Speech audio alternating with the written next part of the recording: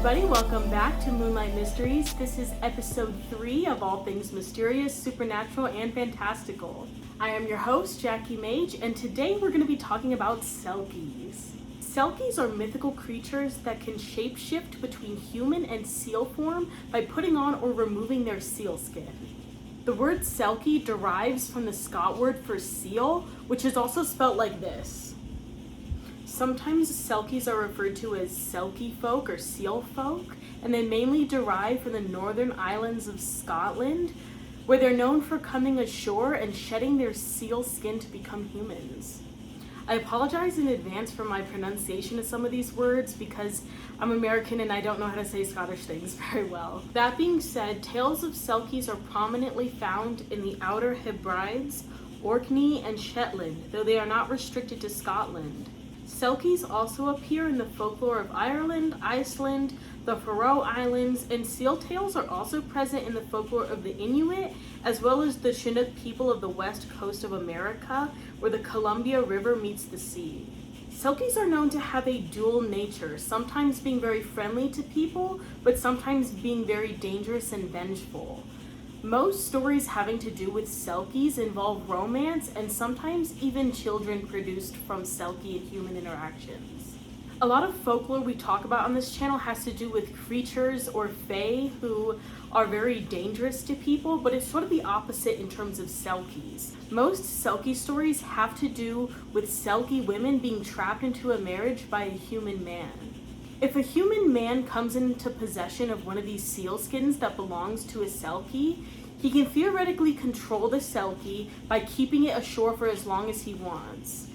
Selkies are not attuned to human life on land near as much as human counterparts are, so they're very afraid and don't know where to go or what to do. This situation usually results in the man taking the Selkie woman as his wife and sort of forcing her to an arranged marriage with him. Most of these Selkie women don't like these men they are married to at all, and a lot of the times already had a Selkie partner. The Selkie women are trapped in this family or with their husband until they're able to find their seal skin, which usually the husband is hiding away somewhere to ensure that she stays with him. The husbands of these Selkie women will say that a lot of the times they see her staring sorrowfully back at the ocean, wishing she could return to her true home. The Selkie women who bear children to these men will abandon them if they find their seal skin, and they'll return to the ocean as soon as possible. In some children's tales told about Selkies, the Selkie mother will come back and visit her children once a year.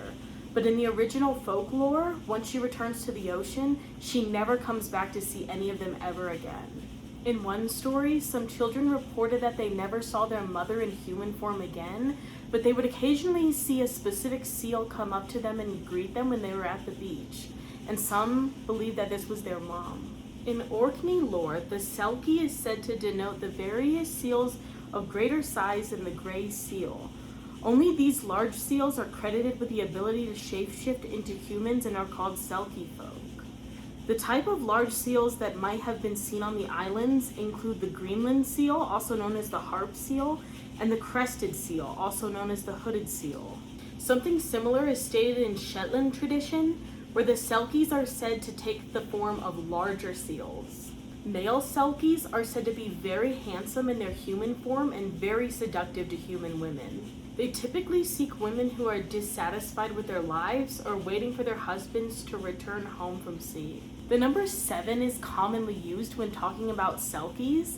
It is unknown why, but it shows up all over the place in their folklore. For example, if a human woman wanted to see her Selkie husband or partner, it was said that she could shed 7 of her tears into the ocean and he would come to her.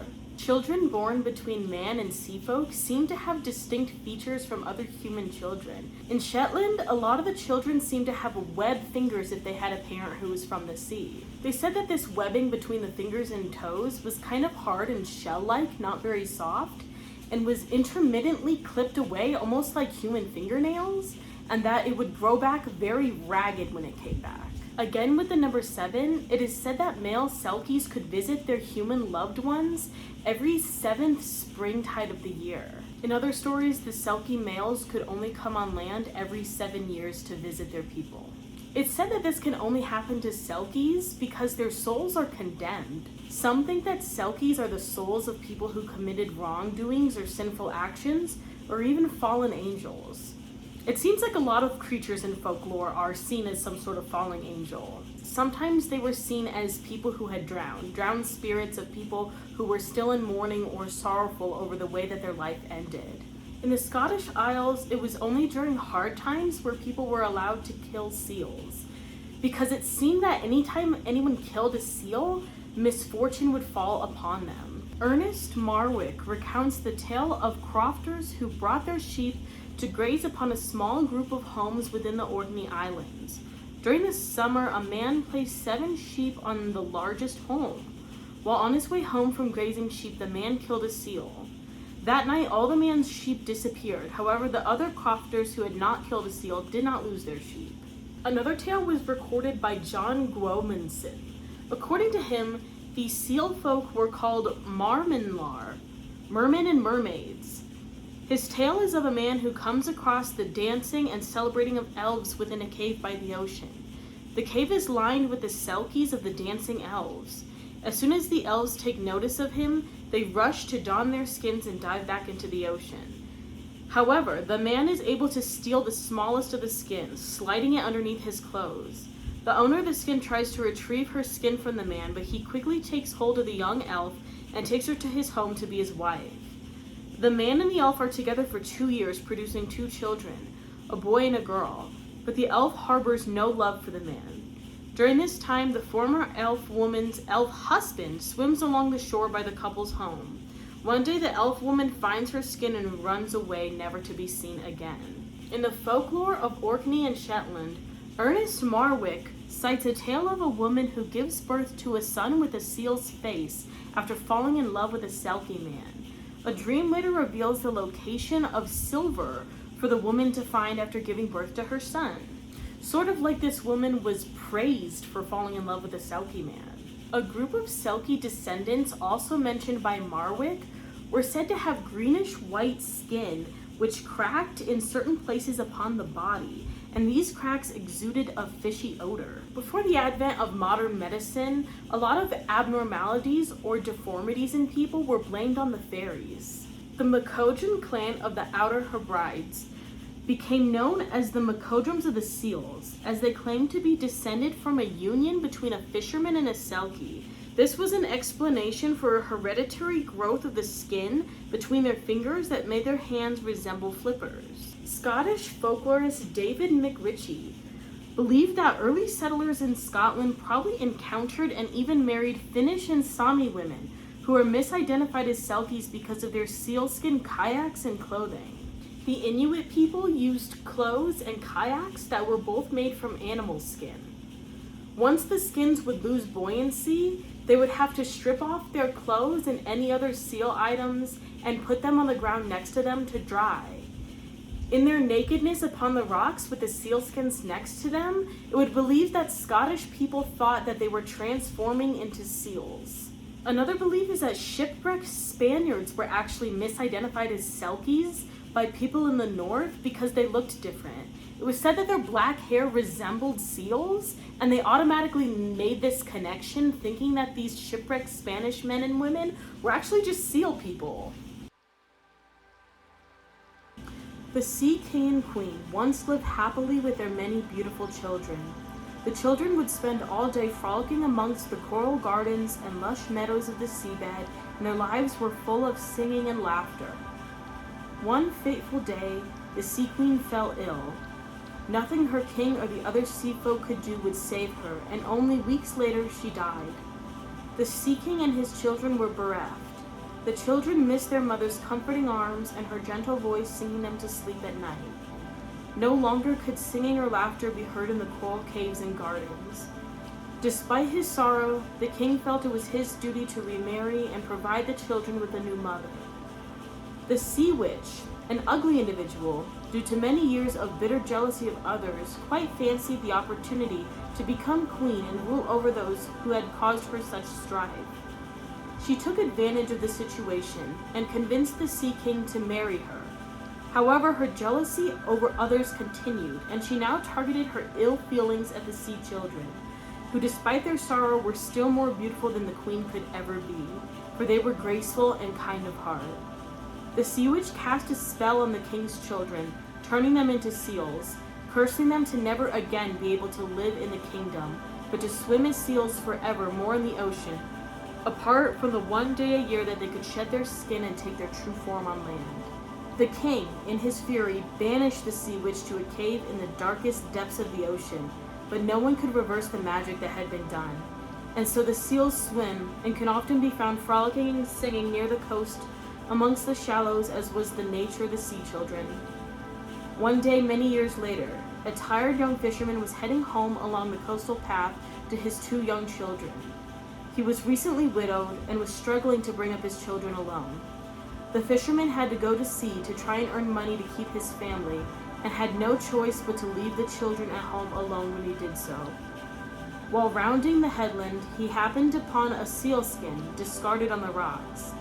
The fisherman felt the fine, silky pelt of the skin and thought what a fine price it would fetch, enough to allow him to employ an old maid to look after his young children while he was at sea. He took the pelt home with him and locked it safely in his wooden chest, hiding the key in the eaves until the time came that he could take it to market. That night the wind howled and the waves crashed upon the shore in an almighty storm. The fisherman was huddled with his 2 young children beside the fire, telling a story to settle them, when he heard a faint knock on the door. On opening the door, the fisherman was faced with the most beautiful creature he'd ever laid his eyes on. She had an old Heason sack wrapped around her naked body, and her hair was wild and knotted with seaweed. She collapsed, sobbing, through the door, and near enough passed out with exhaustion. The young fisherman wrapped the Selkie girl in blankets and laid her down near the fire, thinking she must have come from a wreck at sea. On waking the next morning, the fisherman and his 2 children found the Selkie girl sitting by the fire cooking porridge. She was incredibly grateful to the fisherman for inviting her into his home, but could not tell him from where she'd come, just that she had nowhere to go. The fisherman, who was so enchanted by the young woman's beauty, insisted she stay until she was quite herself again. And so she stayed, or without her sealskin, the Selkie could not return to the sea. And so the days and weeks passed. The young woman kept the house, cooked the meals, and cared for the fisherman's children. In the evenings, the fisherman would tell stories, and the young woman would sing to the children. The Selkie grew fond of the fisherman's children. They reminded her of her own brothers and sisters, and laughter returned to her life once more. The fisherman fell deeper in love with the young woman every day, until one day he asked her to marry him. Although she longed for the sea, the Selkie had no way of returning without her skin, which, enchanted by the Selkie, the fisherman had completely forgotten about, locked safe in his chest. And she had found some happiness with the fisherman and his family, so she agreed. They were married and had children of their own, and lived together in the little cottage for several years. One winter's morning, when the wind and the waves had been building all night, and it was sure that a storm was coming, the fisherman readied himself for a day on the boat. The Selkie couldn't believe her husband was heading out, but he wouldn't listen to her pleas, insisting he knew how to read the weather after so many years on the sea, and that there was no danger. The storm was passing further south. The fisherman set off, and the winds did grow stronger, and the waves more ferocious. As the little cottage was battered by the storm, a sudden icy blast shook the roof, and a small rusty key dropped from the eaves, where it had been hidden some years earlier. This very blast also chilled the bones of the Selkie, convincing her something horrible had befallen her husband. She was sent into some sort of trance, faced with the images of her husband being thrown from the boat as it was torn apart by the storm, into the mercy of the storm-fueled sea. The children, meanwhile, were delighted with the gift that had fallen from the eaves and examined the key carefully, imagining doorways to magical worlds and chests full of treasure. At this thought, the eldest girl grabbed the key and dashed across the room to the old chest. She placed the key in the lock as she turned it. The lock clicked, and her brothers and sisters rushed to join her with excitement in their eyes. The children slowly lifted the lid, which creaked open. Whether it was the noise of the key turning in the lock, the creak of the lid opening, or the familiar old smell of her skin, the Selkie girl snapped out of her trance, turning to see her children pulling her long-lost skin out of the chest. She knew in that instant the fate that had befallen her husband and dashed across the room, taking her old familiar skin in her hands. With nothing more than a quick kiss on each child's head, the Selkie was out the door and running to the shore. She threw off her clothes and put on the skin, diving into the water she'd once called home. She swam out in the storm and found her husband clinging to a broken barrel amongst the waves. She returned him to the shore near the cottage, where the next morning he was found, unconscious but alive. The Selkie, however, could never return to land, for the constraints of the witch's spell had been broken. She'd remain on land longer than the day she was allowed, and she would remain a seal forevermore.